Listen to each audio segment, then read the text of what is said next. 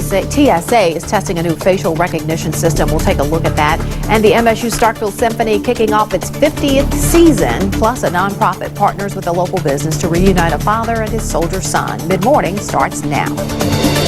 WCBI's Mid-Morning with Aundrea, breaking away from your everyday.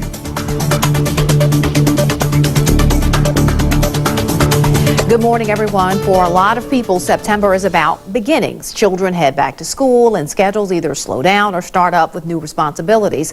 With fall quickly approaching, now is a good time to reorganize that calendar, but also rebudget before the holidays sneak up on us. Melissa Rainey has tips on how to supercharge your savings and reach your financial goals for the remainder of this year.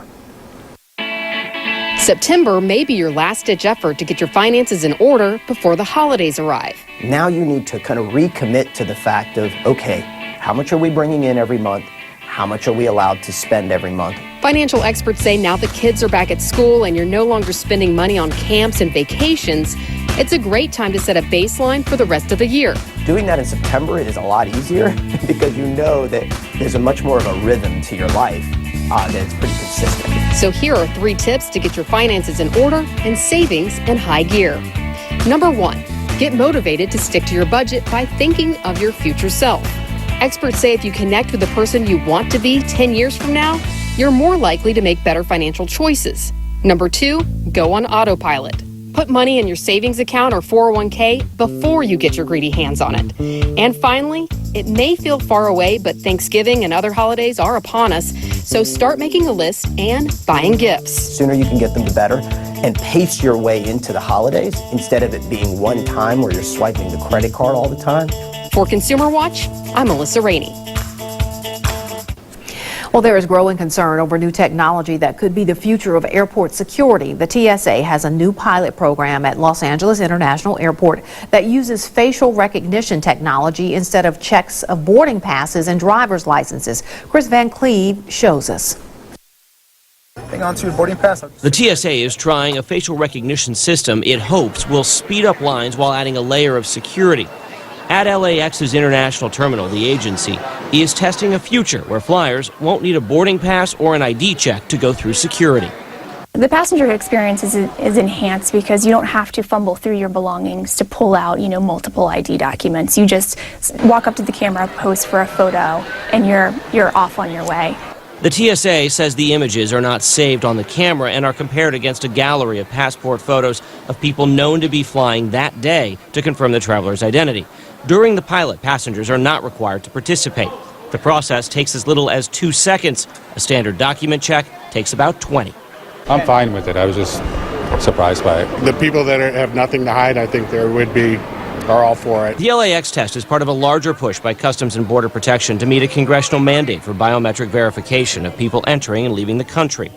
The same technology is being used prior to boarding some international flights leaving the U.S. and for people entering the country at airports, including this system at Washington's Dulles Airport and this border crossing with Mexico in Texas. But critics worry facial recognition technology may misidentify people of color. An ACLU test incorrectly matched 28 members of Congress, identifying them as people arrested for a crime. The false matches were disproportionately people of color. Go slow, build in the protections. Senator Ed Markey was also incorrectly matched in the ACLU test. He and Republican Senator Mike Lee have repeatedly called for the Department of Homeland Security to halt the rollout of biometrics while privacy rules are put in place. Until they lay out how they're going to divide this question of security versus privacy, I think that we want a go slow sign put on the deployment of this technology. Do you feel like they are going slow with the way it's being rolled out? No, they're actually accelerating the deployment of this technology without first telling Americans what the protections are for innocent Americans. I think the technology is mature. It's ready. Kevin McAleenan is the CBP commissioner. The facial recognition is very accurate. Even an older photograph, we're seeing very, very high match rates, 99% plus, if we have a photograph of that traveler.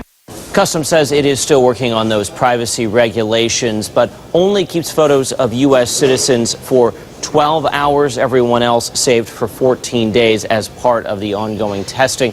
Senator Markey says he wants to see those privacy rules as well as proof that the system works the same for everyone. TSA tells us That's part of what they're trying to determine with the testing they're doing, is just how well the software actually works. Chris Van Cleve, CBS News, Reagan National Airport, Virginia.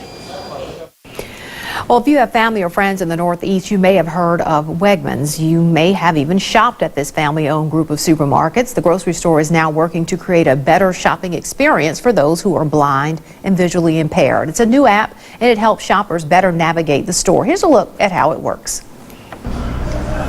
That's a girl.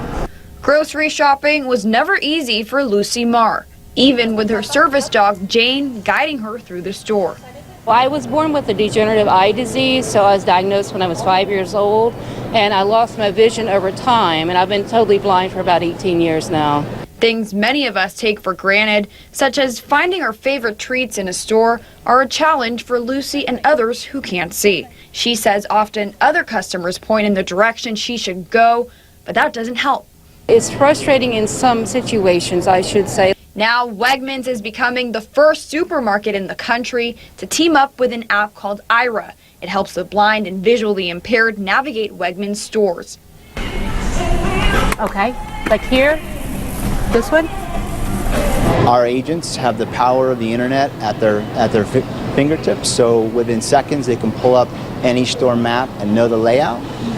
They can look up items on the Wegmans app online and find the exact location in that store and help that person find the exact product that they're looking for. It works similar to a two-way video call. A customer like Lucy uses the app to call an Aira agent. That person then directs Lucy to where she needs to go in the store. Right now, Lucy is talking to Rosina, an agent all the way in Missouri. Lucy, I hope if you're getting some of these or sharing. Absolutely, I'll be sharing. With agents all over the country, Aira is hoping to keep expanding to other stores. But for now, you can find them at your nearest Wegmans. It gives us the opportunity to do things that we were really not able to do as easily before. In Liverpool, I'm Carolina Quixano. Now, it also has other services available. You can find them at aereo.com. There it is, .io. That information, again, on your screen. Coming up, 50 years of community-grown music. Members of the Starkville MSU Symphony are here with a preview of the season when we come back.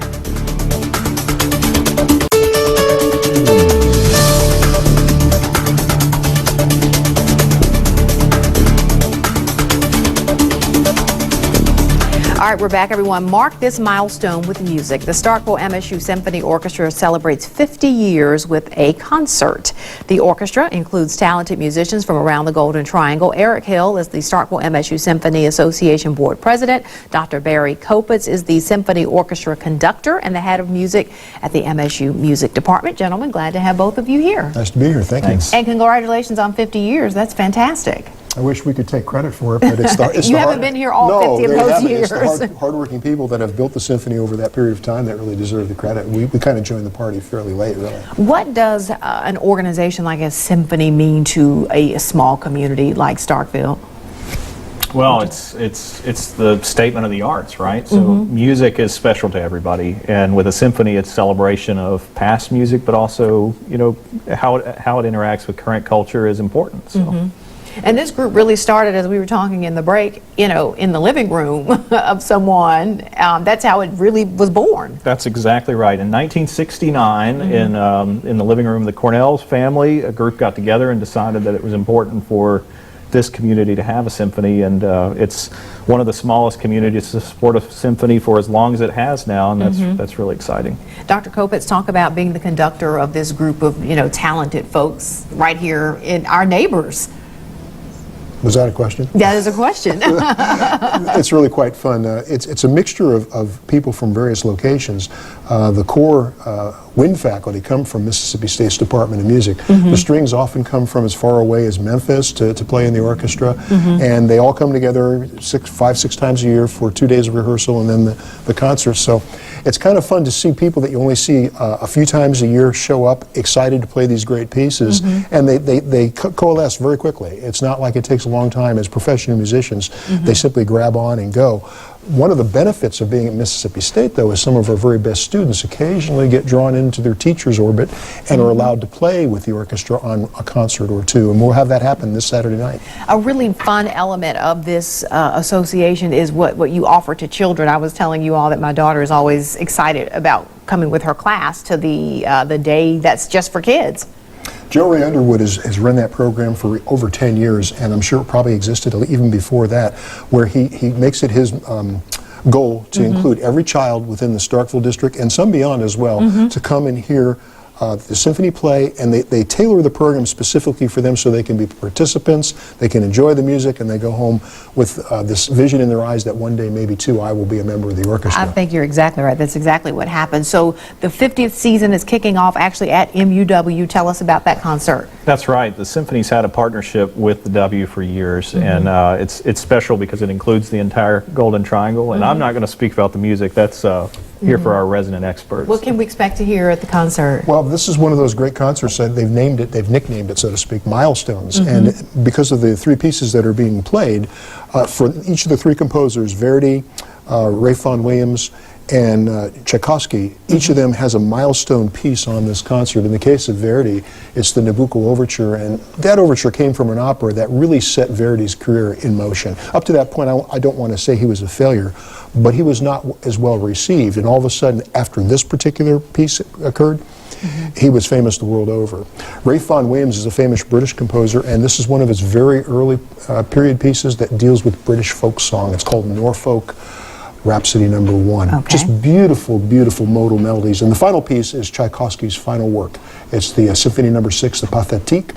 And I believe 8 days after he premiered it, he passed away. So it has a real, it's kind of the thumbprint on the end of his career. So these are milestone works. All right, you can hear it all for yourself this coming Saturday at 7:30, Rent Auditorium, MUW campus. And the great thing about it, it's absolutely free, so everybody in the community is invited. Gentlemen, thanks so much. Thank you. Again, congratulations on your part in the 50 years. Appreciate it. Coming up, a father and his soldier son injured overseas will soon be reunited thanks to a local business. We'll have that story when we come back.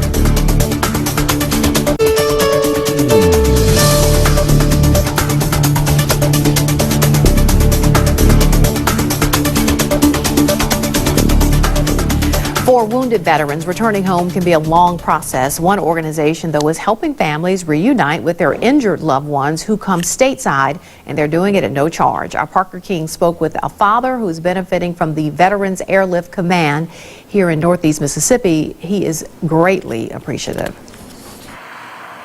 At Window World in Tupelo and Columbus, a lot more is happening than just window installations.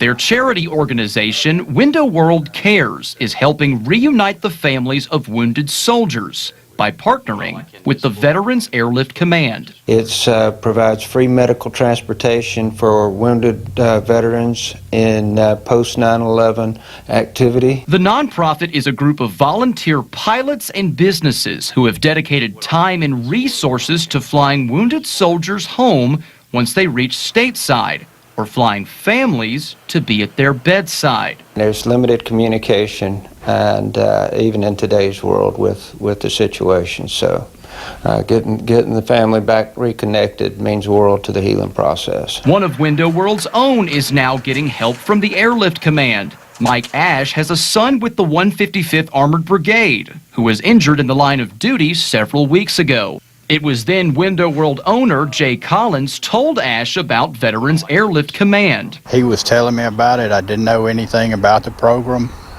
and I thought it was great when he told me about it to help me get to my son quicker. Ash said his son got his last surgery last Friday in Germany, but that being said, he doesn't know when exactly his son is coming stateside. I'm just waiting to hear that, and then that's when I'll be ready to do what I need to do to get to him. It's just as important that the family get to the soldier for his healing process. Ash says he's excited to see his son, and having a random stranger help to speed that process is an act of kindness you don't see every day. Somebody that is willing to do that, I think, my hat's off to them, because it takes real good people to do something like that and help a family get to their loved one that's injured. Again, that was our Parker King reporting. Now, this service is available to any family with a loved one coming stateside from an injury in the line of duty. The same goes for if you're a pilot interested in joining Veterans Airlift Command. You can find all this information on our website, WCBI.com. Well, doctors and nurses depend on each other every day, but this story comes full circle. Take a look. My parents would always tell me about how little I was and how scared they were for me. Born about 3 months premature, Brandon Seminatori weighed less than 2.5 pounds when he was moved to the neonatal intensive care unit, or NICU, back in 1990. Now, nearly 3 decades later, he's treating patients at the same hospital where he spent the first days of his life. Coming here for residency is just like the cherry on top, honestly. To be able to be a doctor in the hospital I was born in. He was doing his rounds last month when he ran into a nurse who told him his name sounded familiar. And then I said, was your father a police officer? And then there was big silence, and that's when he said to me, are you Vilma? For years, Seminatori's parents had told him about Nurse Vilma. Vilma Wong had cared for him when he was a newborn. So I actually had to text my parents. I had to be like, so I think I met this person who is the person you keep telling me about. And then they sent the picture. You see the picture. What was your reaction? I was in shock. We were just like smiling, and we kept looking at each other and going, can you believe that? It just didn't seem real. Like, how could this be the nurse that was helping take care of me? What was it that surprised you most about that picture? Oh, it's just the hair and the glasses. And you're looking back saying, oh my God, we all have big hair. On Sunday, Seminatori's parents had their chance to reconnect. I'm just so shocked. It happened at an event the hospital holds every year designed to bring together NICU patients with their doctors and nurses. Seminatori's parents now hope their son can have the same connection with the families he helps. It's amazing that he did come full circle, but I'm hoping that he will make an impact on future families the way that Vilma has made an impact on our family. To hear a mom talk about you now, I mean, it's got to feel like you truly made an impact. It feels here. amazing. It's like I can't describe it. It's just this deep joy and happiness. Some 30 years later, Wong has no plans to retire. In fact, both she and Seminatori hope their fateful meeting will inspire other NICU families to see that the most fulfilled lives can come from the most humble beginnings. I think he's a role model for a patient. And sometimes it's good to say, you know, I took care of Brandon. He's a doctor. It's just to give him a little ray of hope. In our unit, that's very important. For CBS This Morning, Mireya Villarreal, Palo Alto, California. An allergic reaction nearly turns fatal for a Starkville woman. Latasha Ellis credits grace and the quick work of first responders for saving her life. Our Jory Talley talks to the survivor and her heroes. Latasha Ellis woke up early on the morning of August 2nd to get ready for work. Around 3:30 a.m., her 11-year-old son found her unresponsive in the bathtub and called his grandmother. I came in like this and she was over like that. And I said, Tasha. She couldn't move. And I said, EJ, we need to try to get your mom up so I can't turn back around. I said, well, let me go so I can call 911. Within minutes, Starkville firefighters were at the house with a Pafford EMS ambulance right behind them. Over the bathtub, face first, not talking, not moving, anything. The firemen help us, move her out of the bathroom because the bathroom was tiny. And then I go back to the truck and get all of her, the stretcher. From there, Ellis was taken to Columbus to get on an air care helicopter bound for Tupelo. Teams of first responders were able to get Ellis from her bathtub in Starkville to North Mississippi Medical Center in just 45 minutes. A few minutes later, they would have been planning the funeral instead of planning the celebration with firefighters. I thank God for them because they made the right decision that night. Because I could have been dead, like the doctors told me. If they would have waited, I would have been brain dead.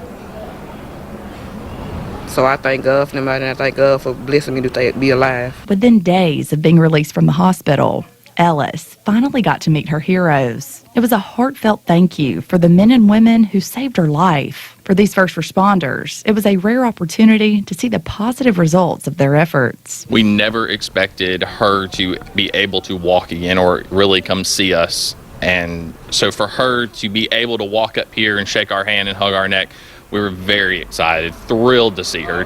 It makes it worth what we do. Grateful for me that I actually did get to meet her. Grateful for her that she's able to come through this and live a wonderful life with her kids, her family.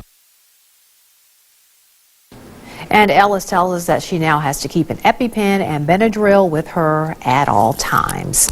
Coming up, avocado burgers and ice cream restaurants are capitalizing on the popularity of the fruit. We'll show you next.